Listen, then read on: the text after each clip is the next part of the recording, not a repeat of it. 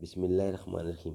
ناظرین، آج کا دوسرا ویلاگ پیج 376، خبر وحد جبکہ قرآن تو یہ اس کے ثبوت پر موجود ہوں، قرائن تو یہ اس کے ثبوت پر موجود ہوں، اس سے قرآنی حکم منسوخ سمجھا جا سکتا ہے۔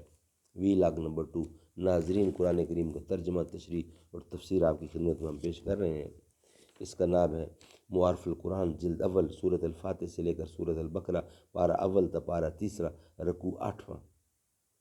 رائٹر ہیں اس کتاب کی حضرت مولانا مفتی محمد شفیع صاحب رحمۃ اللہ علیہ، جو کہ مفتی اعظم پاکستان ہے۔ بسم اللہ الرحمن الرحیم۔ الحمد للہ وکفا وسلام علی عبادہ الذین اصطفیٰ، خیرکم من تعلم القرآن وعلمہ۔ بہترین لوگ وہ ہیں جو خود بھی قرآن پڑھتے ہیں اور دوسروں کو قرآن پڑھاتے ہیں۔ اب کوئے صنم 4 قدم ہی کا سفر ہے، کچھ اور مسافت کو ٹھہر کیوں نہیں جاتے؟ زمیں مانگتے تھے، نظر مانگتے تھے، پیغمبر خدا سے عمر مانگتے تھے۔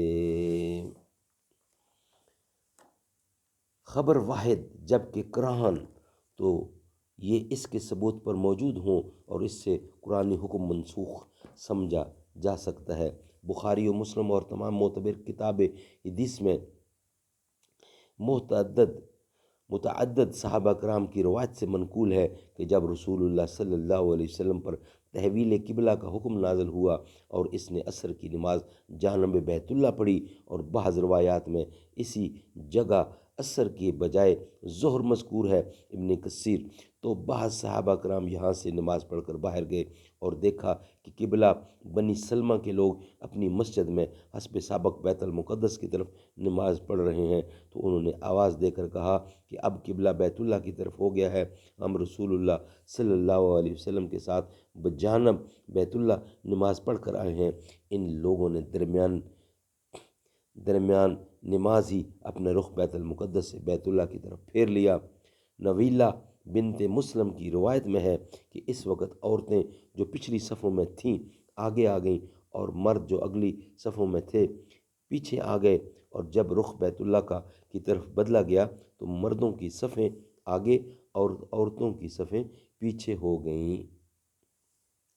بنو سلمہ کے لوگوں نے تو ظہر یا عصر ہی سے تحویل قبلہ کے حکم پر عمل کر لیا، مگر قباء میں یہ خبر اگلے دن صبح کی نماز میں پہنچی، جیسا کہ بخاری و مسلم میں بروایت ابن عمر مذکور ہے۔ اہل قباء نے بھی نماز ہی کے اندر اپنا رخ بیت المقدس سے بیت اللہ کی طرف پھیر لیا۔ یعنی یہ حدیثیں اگرچہ اصل سے خبر واحد ہیں، مگر قرآن تو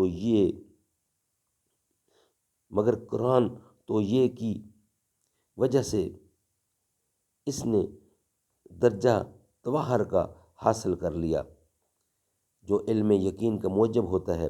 مگر حنفیہ اور اس کے متعلق فقہا جن کا ضابطہ یہ ہے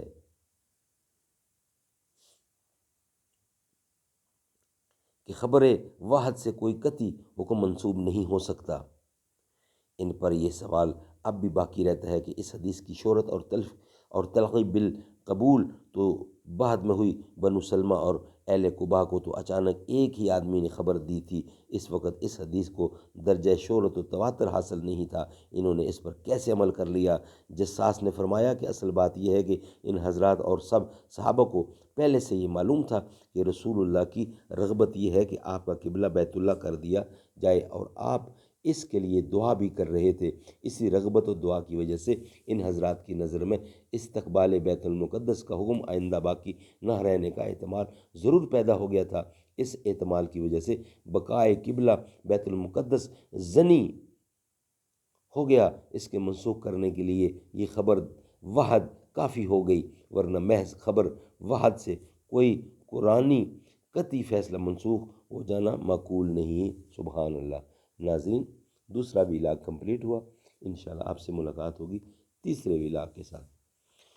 خدا کی عظمتیں کیا ہیں محمد مصطفیٰ جانے، مقام مصطفیٰ کیا ہے محمد کا خدا جانے، صدا کرنا میرے بس میں تھی میں نے تو صدا کر دی، وہ کیا دیں گے میں کیا لوں گا، سخی جانے گدھا جانے، کہا جبریل نے سدرا تلک میری رسائی ہے